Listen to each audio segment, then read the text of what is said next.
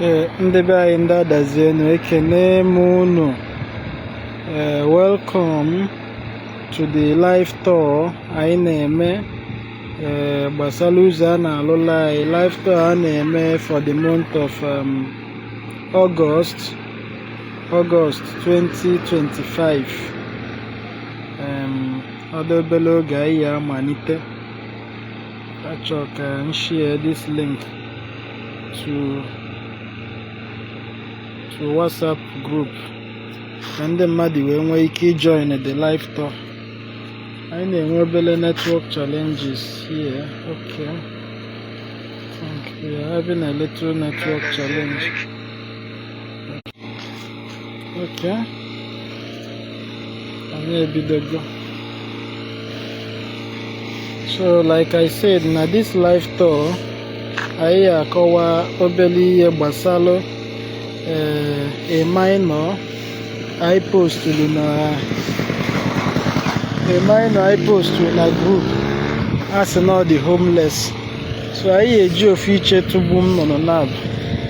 As we are going for the live tour, I enyekwa a little information, because our information niile dị so healthy is share to the general public. So, like I said, the information needed is so healthy.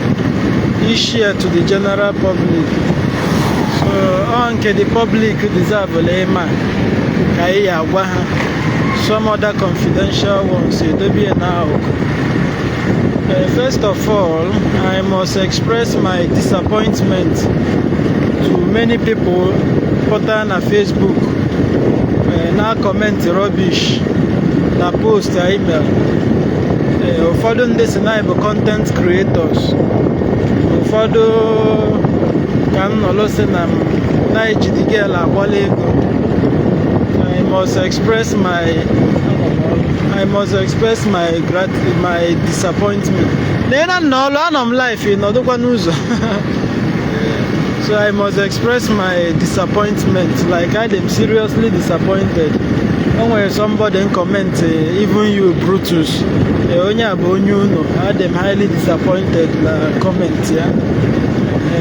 I've always said it, and many of you ndị adazienu na this adazienu news anyị na-eme bụ something anyị ji enyelu ndị mmadụ aka, bụrụ something anyị ji enyelu obodo aka. So I'm disappointed na people, but na comment na ibo content creators. So unu mana that Facebook group Adazienu News. Daalụsọ. That Adazienu News. Na ekwesịghị monetize. O reach go the requirement for monetization for a long time now. But I monetize onye because achọghị m iji the influence of ego ya na-abata wee na-eme unnecessary coverage, unnecessary live videos and all others. So just chọọ ịdị free na-eme ihe. That was part of the reason why I made you wee monetize ya. So content ndị na-agba content creators, kedu ihe anyị ji the engagement eme, kedu ihe anyị ji the views eme, kedu advantage when the page is not monetized, even though I reach the requirement of monetize the page, but we didn't monetize it. So why create? What is the gain? Na I join one maybe content we engagement kedu, what do we hope to gain? Nothing. So because this aspect of content creation, actually I how the girl create content. That is one. Then secondly, that is one, a GA create content. Secondly, I have come to believe that anything about nature or may achieve, you don't need to romance it. Something nature or may achieve, you don't romance it. Here me in a way, or you see when you get results. Like again, you get the required results you need. You don't romance things like that. This issue of lock-up shop, it has been so much romanced that every year na-ekwu okwu and many other issues apụtalu a na-epet ya na romance ya onye bụ na ọ mịtabeghị mkpụrụ ụbọchị ya eteki serious so ya seriously so ya ala agwụ afọ ya ọmịta dị mkpụrụ achọ. Why am I saying this? Ụfọdụ na-asị na ayaghị post ube na ayaghị eme nke nwa na ayaghị eme. So how do we hope to achieve the result I chọrọ the goal I chọrọ achieve? I'm coming out gradually. Asịkwa m ka ihe ọnụ ihe a bụ live video.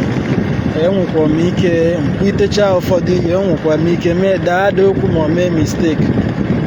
Ọ bụ na edited videos akpa ya ka wepụ ụfọdụ ebe, mana nke a live video onwe nke m ekwu ite ha biko nụ nagide. Now I'm coming full to case Adaeze Chinyere Okpala Nweze.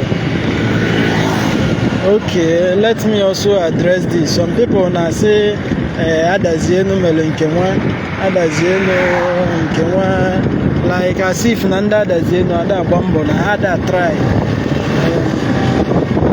It will surprise you to know na ndị Adazienu daalụ ihe budget the rehabilitation center. Our bill na the rehabilitation center for 2 months that girl nọ nya bụ 1.3 million. Maka ndị na-akọtọ chọọ iji wee kọtọba Adazienu, our bill there is 1.3 million. Onye Adazienu paid 680,000. Then the other ones from non-indigenous support. So, good evening. Ka mba ịbazie na the story full. Nne daalụ. It so happened that okay, this girl kita na-ekwu okwu bụ Adaeze Okpala Nweze. Onye Adazienu bụrụ onye Akwankwo village. Papi Akwano bụkwa somebody nwee some psychological problem. Psychological problem papi ya nwere. Nne daalụ. Psychological problem o nwere bụ na he is a difficult somebody to deal with. O nwere ihe bụ na gị na mmadụ imekọ ihe na-afịa ahụ. Ọ na-afịa ahụ inweta ofu onye ya na ya na-emekọ ma ofu onye ọ dabara ya na ya. It's a psychological problem due to maybe mmadụ efu onwe ya so onye nwee too much wisdom. Ọ macha ihe niile. Ya adụ nwunye ọdụ. Ya agwa nwunye okwu. Ya enye nkwanye ya direction. Ya enye nwunye correction. Ọ macha ihe niile. And at the same time ọ na-adịkwa aggressive. So somebody dị very very difficult ya na mmadụ imekọ ihe. Ịbịa na family ha ọ na-awa isi. Ịbịa na extended family ha ọ headache ka ọ bụ. Ịbịa na ụmụnna ọ nnukwu isi ọwụwa ka ọ bụ dịla ụmụnna. Ịbịa na village ọ headache kwa ka ọ bụ. So ịmago this kind of person. Now nwee nwanyị unu gee ntị na that video unu ya anụ ka the girl si na ọmụghọ mami ya otu ha asị. That is because mami ya hapụrụ papi ya or ha kewara when she was still very young. So papi ya wee kpọghalịbazie ya. So she is not wrong to say na ọmụghọ mami ya. So papi ya kpọghalịbi ya aha. Like you remember I told you people the father is a difficult person to associate with or to deal with. And he's an aggressive type. Papi ya akpọlị ya nyebezie nne ya ọzụzụ ka o si wee mụta. Good evening. Nyebezie nne ya ọzụzụ ka o si welu azụ. Number one, ọ zụrụ the girl in such a way that you dare not talk to the girl. When the onye ya eme ka ịkpọnwuo ya ka ọ za gị, ya aza gị. She doesn't talk to people, she doesn't talk to anyone. Ya na papi ya mgbe ọbụla ebe ọbụla efere ya efo papi ya, ebe ọbụla efo papi ya efu ya. And ọ bụ onye niile ka mma akọcha. The father is not living na be nne ya due to family problem. like I told you people earlier, ọ bụ somebody very difficult to associate with. So now ya bụ ya na mama ya na-enwe nnukwu nsogbu, misunderstanding, clashes. So now ya and okay, so ka ha si emezi bụ ịmago ọkpọlụ the girl, enwere ike ebe 10 n'abalị ifu ka ha na-agbago ụmụakwụ, ebe 10:30 ma 11 n'abalị ifu ka ha kwabaro Ghana Must Go dị na-agbadata akwa nkwọ n'isi otu, ifu ha na-agbago ha na-agbada, enwere ike pụta n'isi otu ebe 5:36 ifu ka ha nọ na fensị mmadụ nọdụ na ya na-atọ isi Ghana Must Go, kpọrọ obele nwa ahụ. Daalụ, the life ọ na-enye obele nwa ahụ abụghị ọmụmụ ezigbo life, ịghọta, ọ bụghị ezigbo life. The girl deserves a better life. So ọ nwekwa n'ike bụrụ na nkwọ ka chi ji ndo ha ala, ọ dị very much possible, ma ọ bụ mle na ha jere na incomplete build now, so with a girl child which is not so okay. And the man, how will I put it, like his psychological problem tato maybe deep echi ọsị na ọ na-aha mmiri, nwanne echi ọsị na ọ na-esi ọgwụ. So good evening, things like that. Ekwutekwu na n'onwe ma mgbe o yinye nwa nwaanyị akwa ndị fada ka akwa ndị ọta sabi. Why am I saying all this? I'm only trying to establish the fact that the man is not capable, is not fit to raise a child. Dalo, good evening. Dalo, I can remember instances, even ga-apụta n'isi otu na nkwọ ifu ka ha na-ata mango. Good evening. Mango mebichagolo emebi, ọnya ka ọ na-agba obere nwa, o welu otu ọgbabia ya, ọ bụrụ nke eji mee nne ya otu, enwere ike masị afọ na nne ehihie. How I wish na ya na-adị etu a. Daalụ.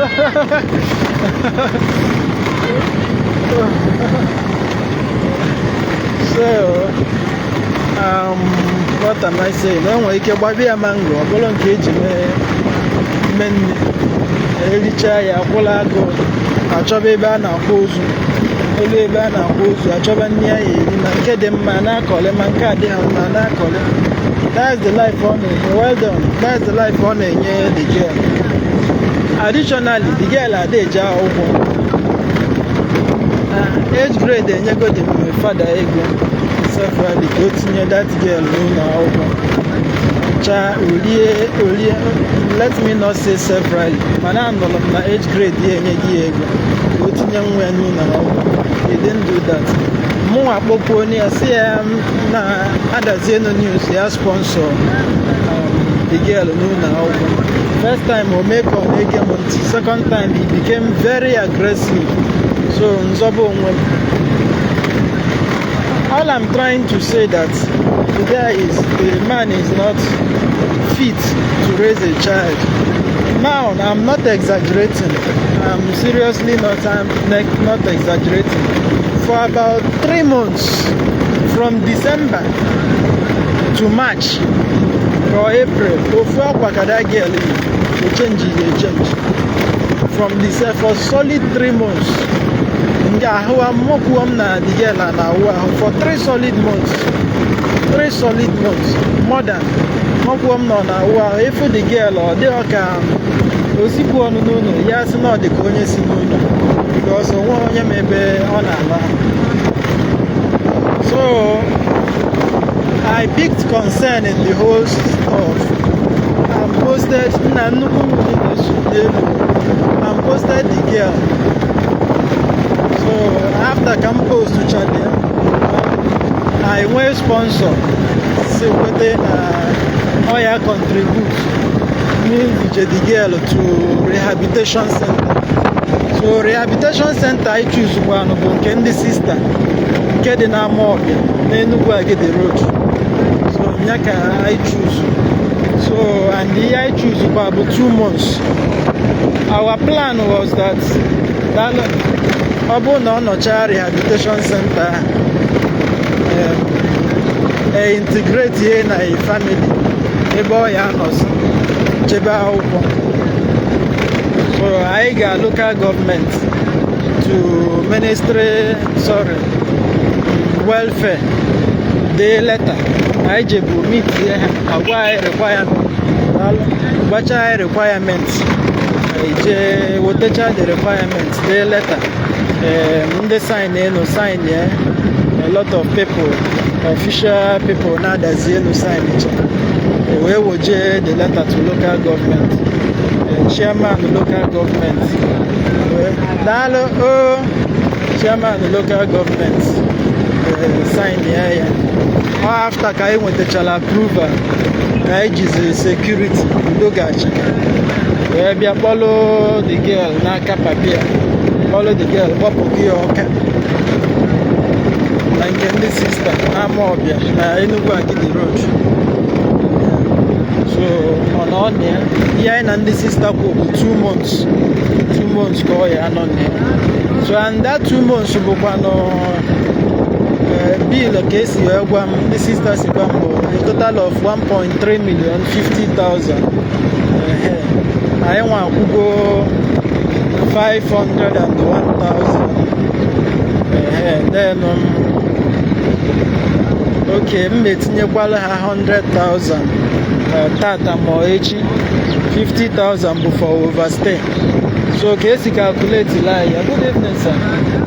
No ma test anyị eme ma therapy ma ụmụ ihe ndị ọzọ ọ ya agagasị through various therapy.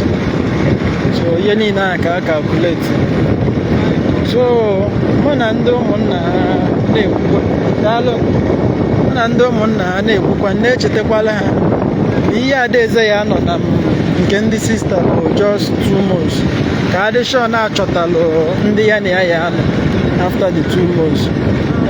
Ọ dịkwa sendikwala ụmụnna reminder at some point ha gwa m na onwego onye ha chọtara. So mụnwa na onwe m relax ya 2 months eluzienụ communicate with onye ndị ụmụnna gwa ma achọtara onye ya na adaeze ya. So mkpọzie the family na phone si ya na m na-ejekwa akpọta adaeze na nke ndị sista echi. So the person si mba si akpọtazina ya na ọ chọghọ ọ bụghị ihe niile ka anyị agba afa mana o nwere a little fault, o nwere fault, obere fault ya bụ nwa bụ dalon ya bụ nwa bụ adaeze nwere and agwa ha the family about the fault. So ha mechazie discover do na mụnwa jụkwala ha. So ha na-ekwuzi na ụmụnna agwa ha maka ya. So they are not ready to accept the girl. So that was where the problem started. So ndị sista na-agba ya bịa na-agba m sị bịa kpọrọkwa adaeze n'oge anyị na ha kwuru emego expire. So I started meeting the family members, the Adeze's uncles, Adeze's aunties. Well done. I started meeting them. Now you have Habolo, Kadeze, Nodunanke. All of them declined. So Emity, Magram, let me not call names. Manon and Emity Jam, her relatives, they all declined. I think could be a two, they all declined. Good evening, sir. They all declined. So our no problem. Now on the sister na bomb mobia boloka. And every day there's an on and the sister yana I calculate like extra 10,000. So I could say but Saturday I bought her on Sunday I till extra 10,000. Monday another extra 10,000. Tuesday so yet in your library extra 50,000 for 5 days. ọ nọ nie. So and mụnwa bụkwa na onye ha etiri iji ụgwọ, and enego m anya we can no longer pay, agaghị akwụnwụzi ụgwọ. So I had to go and bring back Adaeze. Ejekwara m ya ndị sista ka Adaeze nọdụ na nke ha, ya lụbakwuzie ọrụ na nke ha kpọlie. They declined. They gave their reasons. Number one, ebe a bụ rehabilitation center. It's not a charity organization. It's not a charity home. And now business kwanu ka ha na-eme ebe ahụ. So and na-esi etu a adebebe mmadụ na ọ ya ebu ha aka. Okay, I say what is the future of Adaeze, or ọnọdụ na ya as a worker. Anyway, ndị be anyị, before we continue, unu n'anya unu afụ na-enwego changes ebe a. Ya gota alụcha as at last month anyị bịa, ma m na gota ndị a dịcha bụbụ. So unu nekwa anya, unu ya afụkwa improvement dị ebe a. Unu ya afụkwa obere improvement dị ebe a. Unu fụchakwala ya. Gota adịghị ya last month. Asa nka nkụzielu unu before we continue. So ndị sisters wee na-ajụ what is daalụ, good evening sir. A na-ajụ what is her future there. Number one, na rehabilitation center ha na-adị ekwe ka mmadụ pụọ na ya, and na nyanwa pụba ndị ọzọ ya like ka ha pụbakwuo, in the sense that ma ọ bụrụ na o jebe akwụkwọ ka ndị ọzọ ya like ka ha na-apụkwu nke ha na-efu. So they gave their reasons. Sikwa short, ha nyechara nnọọ reasons why. Sorry.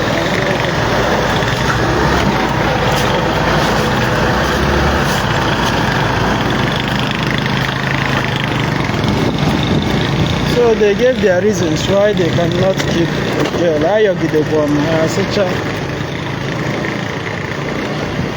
So ayọgidekwa m ha asịcha na ụdị ya adịghị. So mfụ na m aya ayọta mụkwu ọnụ m onye m aya ayọ. So I had to carry Adaeze home. Made those videos eme. Before emebe video, you people remember na nkwulu na emiticha Adaeze's relatives, uncles, aunties, emiticha ha. Kpọọ ụfọdụ na phone ha asịcha na ha ya akpọ. So agwakwa ma counselor Adazienu Ward 1, counselor Ward ya mom na Ward 1 ka Ward 2. Gwakwa ya na-ekwo ka ihe si kpọọ chairman ụmụnna Adaeze gwakwa ya. So I did all of that before I ejebe social media. So we didn't have any other option than ijebe social media. We post to Sorry, we didn't have any other option than ijebe social media post to So now nyanwa biye buteli social media. Now some people, but the sincere truth bụ na Adaeze nwere obere fault, just a little fault. No nyanwa mere o ji fiaba ahụ ịfụ onye ya akpọrọ ya. Aside that fault, the auntie kala ekpu ya, not because of that fault. Onye ọbụla na-alie. So the best way I see wee nwetakwa na onye ya na ya go through social media, and that was why eji wee post here. So I'm some people pụtara na-ekwu eje police. Why not report to police station? Uche onye adị na njọ. Report to police station. What do we hope to achieve? Eje na police. Or police achọta ndị ya na ya ka police akpọrọ ya, ka ọ bụ police afọsụọ ya na onye, let's say onye ọbụghị ya mụ afọsụọ ya kpọrọ Adaeze zụga. What do we hope to achieve na ijebe police? That is one. Some people suggested na ejebe local government. Nsi eje local government or obili na office na local government, like how is that one going to work?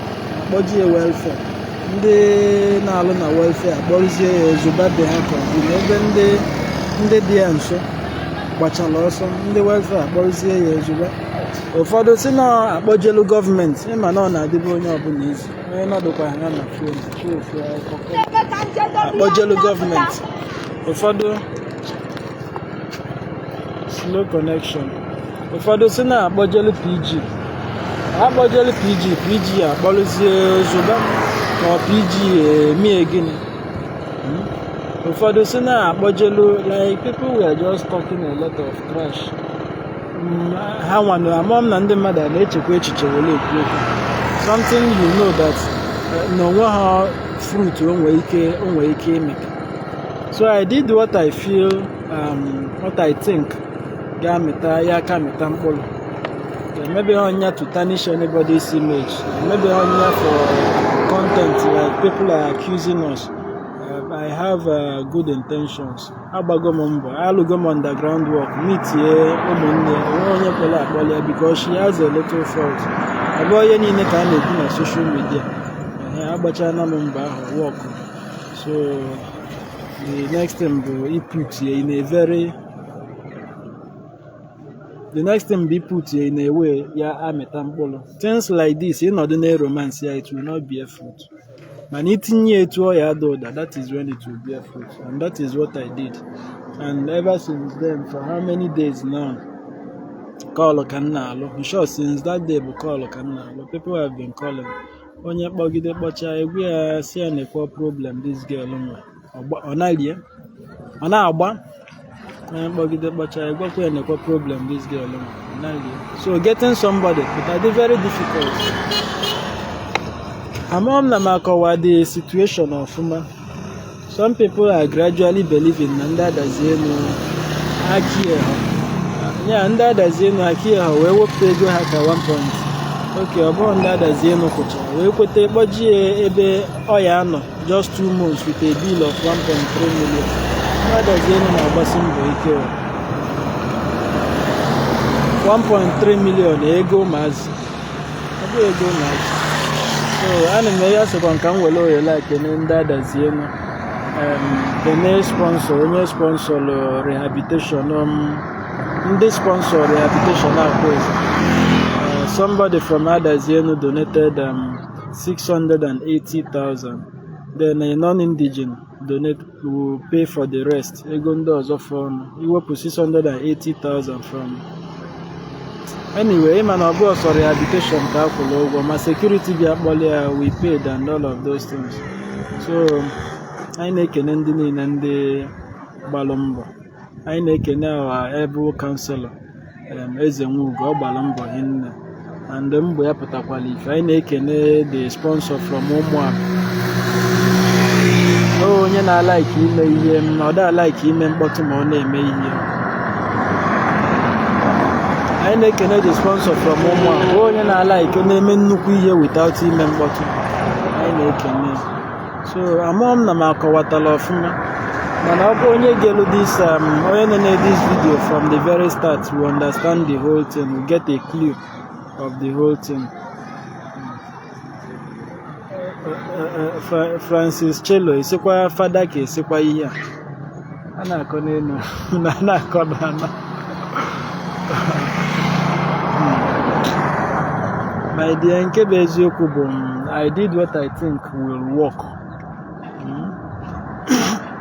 Mmaghị ekwube ihe gbasara ndị ụka mana just to me. Anyway, let me not go that direction. So that is it. Onu biko nụ daalụ m. So far anyị na-enwe obere progress. Mmaghị ekwube unu n'okwu. Daalụ m. Thank you for watching. Ọ ka ọ dị mma.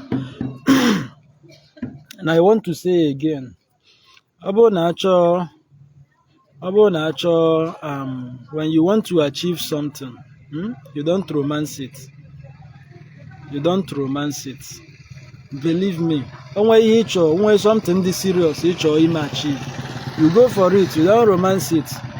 Problem anyị na-enwe na Nigeria, problem anyị na-enwe n'obodo dị iche iche, gụnyekwuru ma Adazienu, bụ na we romance issues. We don't take the bull by the horn, we romance it. wolu nwayọ na-epeti ya wolu nwayọ na-eromansi ya ofu ishu enwe a na-epeti ya na-eromansi ya 1 year gaa next year ebupụtakwala anyị ofu ishu ahụ anyị apet bakwa ya romansi bakwa ya anyị epet bakwa ya romansi bakwa ya another 1 year gaa asị na na-emeki effort na na-emeki progress a na-eromansi ya na-epeti ya another 1 year gaa nọdụ ebe ọ nọ aka nọdụkwa ebe a nọ. I don't believe in such thing. If I want to do something, I do it in a way na mbaikwa ha na or yield their result. That's I'm not made to see a pet here. So man dị na-ekwu na ya post if I did not post it etu ansi post here by onwe ike that girl na alahụ na gota even till now nobody will know and nobody will care. Mana kita I believe that people care. A lot of people are showing concern and a lot of people are showing care, and that is because of the way I projected it. Gosi ebe ọ na-ala ahụ, gosi ka condition ya dị, gosi ihe niile ọnya mere o ji mee ka ọ na-amịta mkpụrụ. Biko na mmaghị ekwubu unu n'okwu ayọkwa m sị na ihe a bụ live coverage. Ayọkwa m sị na ihe a bụ live coverage. So sometimes o nwere ike ma onwe ụfọdụ ihe m ekwu ite ha biko nnagide ọ bụrụ na edited video asị na-emecha iwọchị ya kpapụ ebe adịghị mma dozie ya ọ dị mma, mana live coverage onwe ọhịa na-akpapụ ịnakwa ha ekwu ya ọ na-apụ. So onwe ndị m ekwu ite ha biko nnagide unu atụfu na m kama tụfuo n'okwu m mba unu atụfukwa n'okwu m abaghọ m ele ọbụla nke m ekwu ite ha nagide m otogo ogo daalụ m. Once again maka ụzọ anyị na-ekene Satiofin, anyị na-ekene gọvanọ ndị niile gbalụ mbọ fụ na ụzọ a na-aga anyị echezọghị unu, anyị na-ekene unu daalụ m.